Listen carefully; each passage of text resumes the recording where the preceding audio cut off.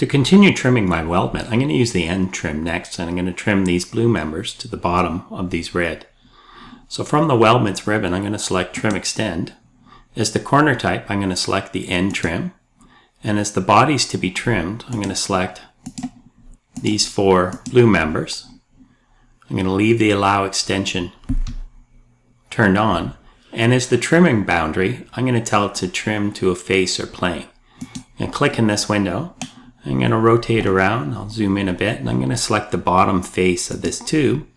And these will all be trimmed away. And then SolidWorks will give me a preview.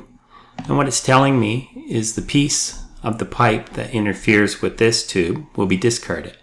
Again, here we can see this will be discarded, as will this, and these will be kept. If you're not happy with its automatic selection, you can always click on it and change. So I'm going to click that back to keep because I do want to keep it, and I'll right click to accept these settings. And now these structural members have been trimmed to the bottom of this.